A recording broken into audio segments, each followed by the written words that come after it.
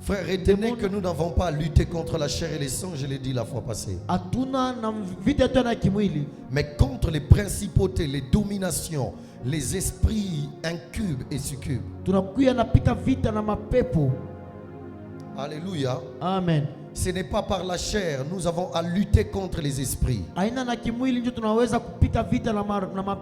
Et pendant que je parle, il y a plusieurs sortes de catégories d'esprits et de principautés. Alléluia. Amen. Il y a ce qu'on appelle l'esprit l'oiseleur. Et il y a ce qu'on appelle l'esprit de mouche. Il y a des principautés. Alors, ils ont 10 missions dans la vie d'un homme sur la terre. Et aujourd'hui, nous allons parler des 10 missions qu'ont les démons dans la vie des chrétiens.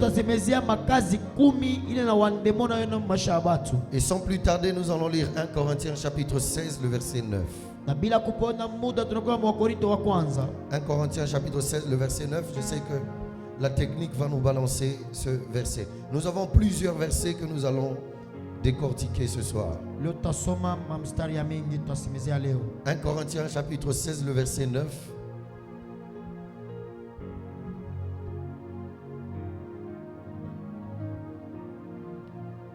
Nous allons lire tous ensemble. Je crois qu'on a déjà projeté. 1, 2, 3. Car une grande porte d'un accès efficace m'est ouverte, mais il y a plusieurs. Hein? On reprend encore. Car une grande porte m'est ouverte. D'un accès est efficace m'est ouverte, mais il y a plusieurs adversaires. Parole du Seigneur. Est-ce qu'on peut acclamer la parole? Il y a une grande porte d'un accès efficace que Dieu est en train d'ouvrir. Mais tu auras plusieurs adversaires. Alléluia. Amen. Retenez qu'il n'y a aucune vocation sur terre qui ne dure n'a d'opposition. Qui est sans opposition. Il n'existe aucun mandat sur la terre, aucune vocation qui ne dure sans opposition, ou qui ne rencontre pas d'opposition. Si Dieu vous appelle à la grandeur, si Dieu vous appelle à des grandes choses, le diable s'opposera à vous. Satan luttera contre les portes. C'est l'unique raison que le diable existe sur la terre. Alors toutes les personnes qui ont des grandes vocations, où les grandes vocations sont associées à des grandes oppositions. Dis-moi la taille de ta mission, je te dirai la taille de ton combat. Ma soeur, tu sais pourquoi tu as de luttes contre le mariage? Parce qu'ils savent que ton mariage apportera la délivrance de plusieurs. Tu sais pourquoi ton ministère, ton appel a beaucoup d'opposition? Parce qu'ils savent que le don ou ton appel a une grande mission ou a une grande délivrance pour plusieurs. Car une grande porte d'un accès efficace m'est ouverte, mais il y a plusieurs adversaires. La Bible me dit, lorsque Moïse fut appelé pour libérer le peuple d'Israël, le pharaon était une opposition pour lui. C'était une grande opposition. Pourquoi? Pour ne pas libérer le peuple d'Israël. Et le pharaon est une sorte de Satan qui ne voulait pas laisser les gens partir, qui ne voulait pas laisser les gens de Dieu ou le peuple de Dieu s'en aller.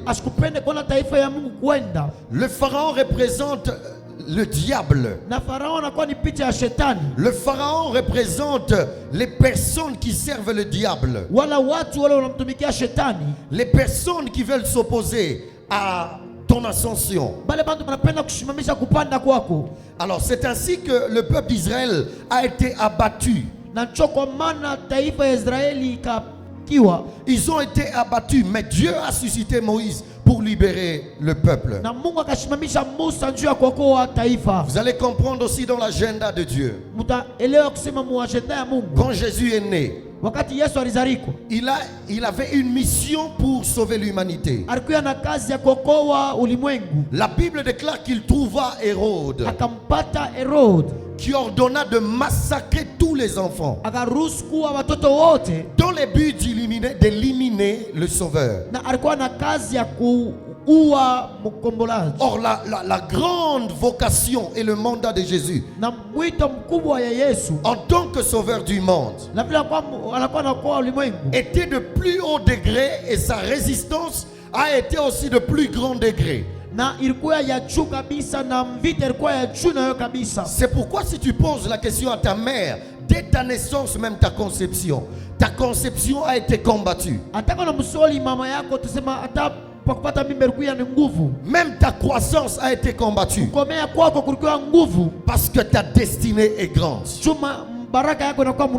Tu t'es déjà posé pourquoi je suis un enfant. Mais les combats que j'ai, ce sont des oncles, des tantes, des personnes grandes dans la famille. Des fois tu te dis je n'ai rien. Mais pourquoi est-ce qu'ils me combattent? Ton mariage n'est pas encore visible, mais tu es combattu. Le don que Dieu a placé en toi, le ministère n'est pas encore à son grand jour, mais tu es combattu. Parce que ton appel est grand. Et je dis à quelqu'un, ton appel est grand. Et tant que la mission de Dieu n'est pas encore accomplie sur ta vie, tu ne mourras pas dans le nom de Jésus. Peu importe leur tactique, peu importe leur stratégie, je dis à quelqu'un, tu accompliras la mission de Dieu. Alors, votre vocation sur terre fera également l'objet d'une résistance. Et pas n'importe quelle résistance, une résistance féroce.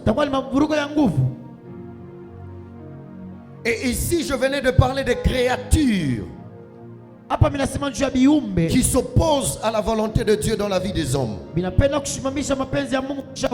Alléluia. Amen. Alors je veux dire à quelqu'un, ton destin dépend de ta capacité à vaincre l'ennemi avec puissance. Je reprends. Ton destin, ton avenir, dépend de ta capacité à vaincre l'ennemi avec puissance. Et ma prière pour tout un chacun de nous, tu ne vaincras pas l'ennemi avec impuissance. Tu ne vaincras pas l'ennemi par intermédiaire. Mais je l'aime à ma droite, que tu vainques l'ennemi avec puissance dans le nom de Jésus. Afin que lorsque la génération viendra, la génération future viendra, il n'aura plus affaire à ce combat-là. Tu me dis amen, entre dans cette victoire. Alors écoutez, Église de Dieu, sans le pouvoir de Dieu, vous ne remplirez pas votre vocation sur la terre. Sans la puissance de Dieu, il te sera impossible d'atteindre l'objectif de Dieu sur cette terre. Si toi ta destinée c'est le mariage et avoir des enfants, si tu n'as pas le pouvoir de Dieu, tu n'atteindras pas la mission. La Bible nous parle que les Écritures sont claires. Vous recevez toutes les choses qui vous sont données par l'intermédiaire du pouvoir de Dieu.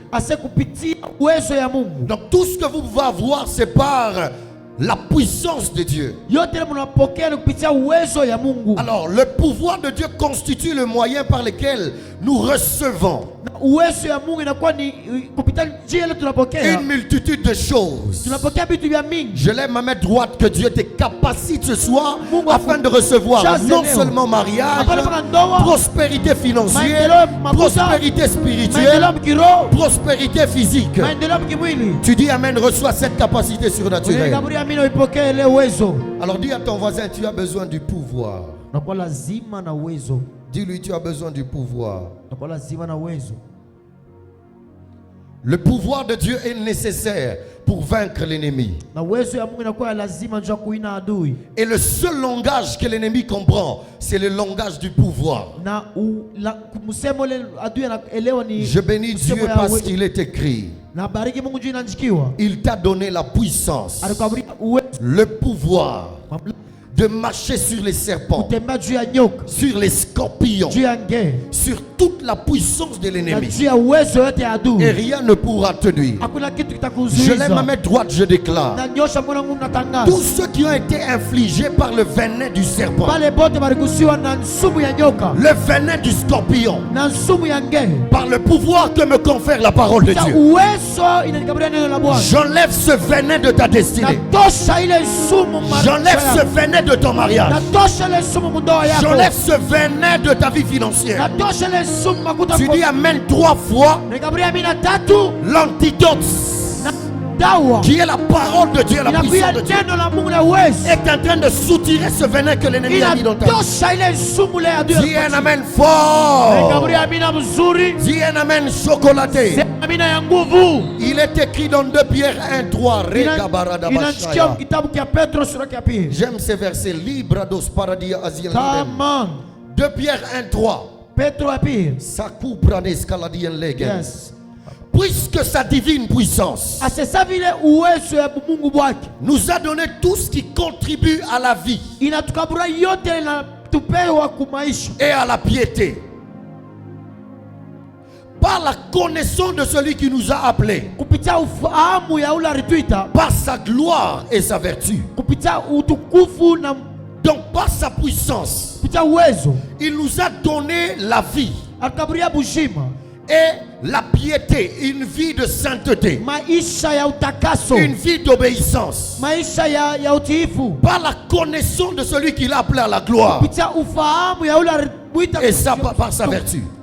En d'autres termes, par Jésus-Christ, nous avons le pouvoir et un accès facile de vivre une vie en abondance, une vie paisible, une vie dans l'obéissance, à la connaissance de Jésus. Je prophétise et déclare sur les 3 premiers qui me donnent un amen, par la connaissance et l'œuvre de la croix de Christ, que la vie de Christ règne dans ta vie. Que la bonne santé soit ton partage. Que la richesse soit ton partage. Que la stabilité soit ton partage. Regarde un voisin de gauche. Dis-lui: voisin, par la vertu de sa puissance, j'aurai une vie paisible à partir de maintenant.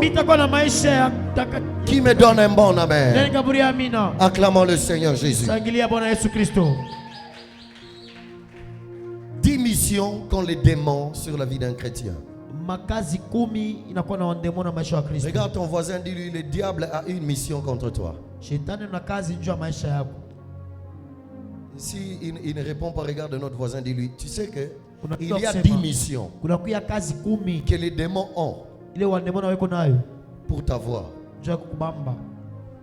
La première mission que les démons ont, c'est la résistance et l'opposition. La mission du diable dans la vie d'un chrétien, il vient résister et s'opposer à ta vie. 1 Pierre chapitre 5 le verset 8. Il est écrit: soyez sobres et veillez, car le diable, votre adversaire, tourne tout autour de vous. Comme un lion rugissant, cherchant qui il pourra dévorer. Donc la première mission de l'ennemi, c'est de résister, s'opposer au plan de Dieu. Il sait qu'il ne peut pas arrêter le plan de Dieu sur ta vie, mais il peut retarder le plan de Dieu sur ta vie. Et la seule solution que Dieu te donne, c'est rester sobre. Le mot sobre veut dire veiller, clairvoyance, être de bon sens. Vous voyez, quand quelqu'un est ivre, même un petit garçon peut le tabasser. Même quelqu'un qui n'est pas fort que lui, il peut le pousser, il tombe. Il n'est pas sobre. Ici, quand la Bible nous parle de sobre, c'est comme quelqu'un qui a tous ses sens. Reste vigilant. Le mot veiller veut dire tu dois prier, parce que le mot veiller dans la Bible marche avec le mot prière. Donc veillez et priez, car vous ne savez pas, le diable cherche à vous faire du mal, à résister, à s'opposer aux promesses de Dieu sur votre vie. Mais je lève ma main droite, je déclare et prophétise: toute opposition spirituelle soit brisée dans ta vie. Toute opposition satanique soit renversée dans le nom de Jésus. Toute résistance à ta destinée, toute résistance à ton mariage, toute résistance à tes finances, soit renversée ce soir au nom de Jésus. Le diable résiste quelqu'un qui est important. Alors toute forme de résistance que vous ressentez en essayant d'obéir à Dieu sont causées par l'adversaire. Il y a une dame à Kinshasa pour qui je prie souvent. Elle était dans son mariage, son mari l'a quittée. Elle prie beaucoup. Elle m'appelle et dit: pasteur, mon mari m'a quitté. Bon, c'est pas grave, je reste quand même servir le Seigneur.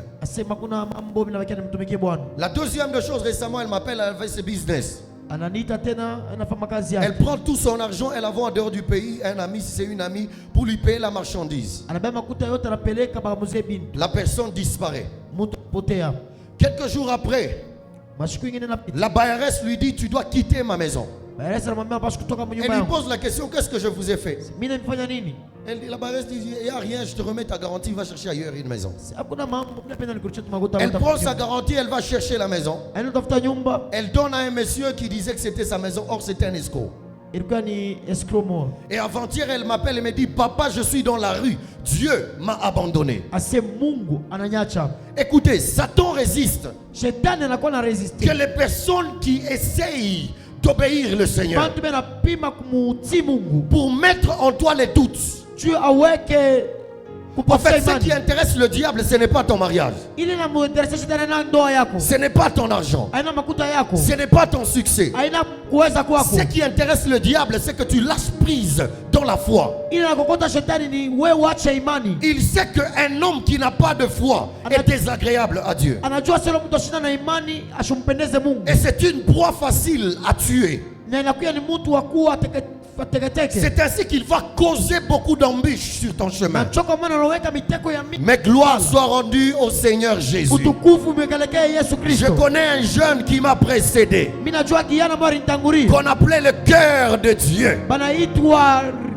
Il a dit une chose: je connais que le malheur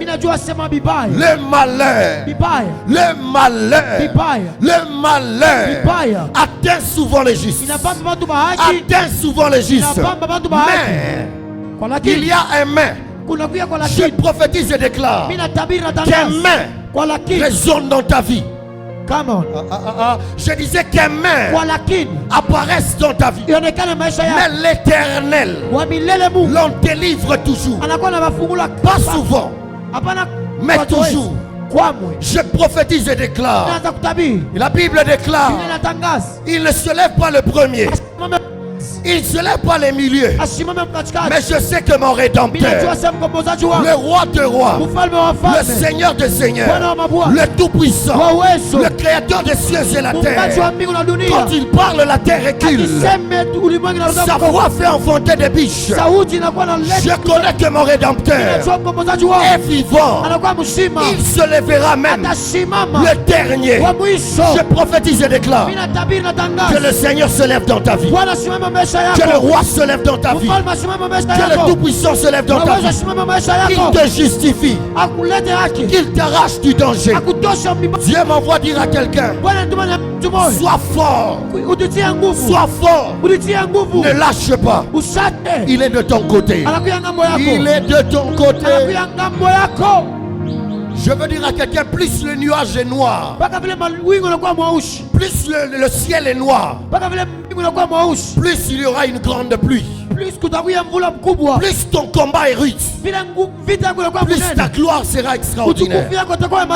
Tape la main du voisin, dis voisin, ma gloire sera extraordinaire. Mon élévation sera extraordinaire. Mon ascension sera extraordinaire. Ton amen est malade, hein? Je parle à quelqu'un qui est sensible. Je ne parle pas de ma parole, mais je te parle de la parole du Seigneur. Ma soeur, tôt ou tard, Dieu finira par te justifier. Il est écrit: il y a un temps pour toutes choses. Sous le soleil, il y a un temps pour souffrir, il y a un temps pour pleurer, il y a un temps pour manquer, mais il y a aussi un temps pour se réjouir, pour acclamer, pour se marier, pour être dans la joie. Les trois premiers qui me donnent un amen, en acclamant, je vois les saisons changer. Tu n'as pas compris, j'ai dit je vois la saison changer. Je disais je vois la saison changer. Je dis à quelqu'un, je vois la saison changer.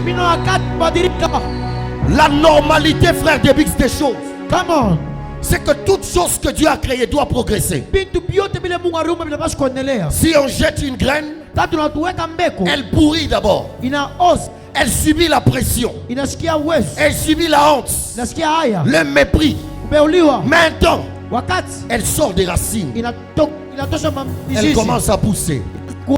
Et je dis à quelqu'un, c'est la saison de pousser. Oh là là là là.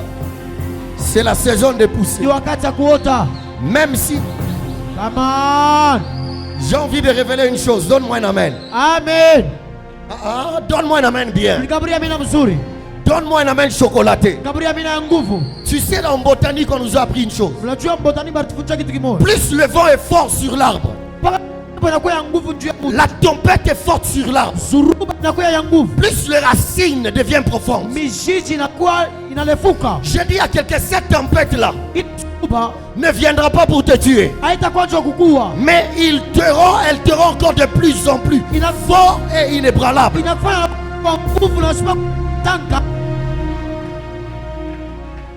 Dis à ton voisin, je ne suis pas la paille, je suis l'or. Come on, je ne suis pas la paille, je suis l'or. Dis-lui, je ne suis pas de la paille, je suis de l'or.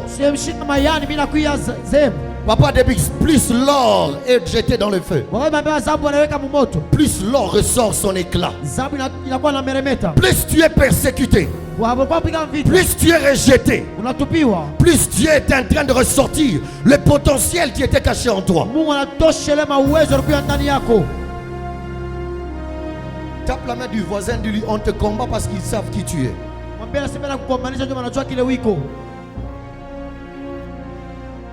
Des fois tu te poses les questions, pourquoi? Il y a longtemps que je prie. Pourquoi ma vie tourne en rond? Pourquoi les choses n'évoluent pas? La résistance provient du monde intérieur, mais des fois ça provient aussi de nos frères et sœurs. Parfois Satan suscite même nos amis Parfois, Satan suscite même la famille. Tu constates qu'à gauche, à droite, il n'y a pas de porte. Ta résistance est tellement forte. Laisse-moi te révéler, ta gloire aussi sera merveilleuse. Je disais, ta gloire sera merveilleuse. Et vous devez identifier que toute résistance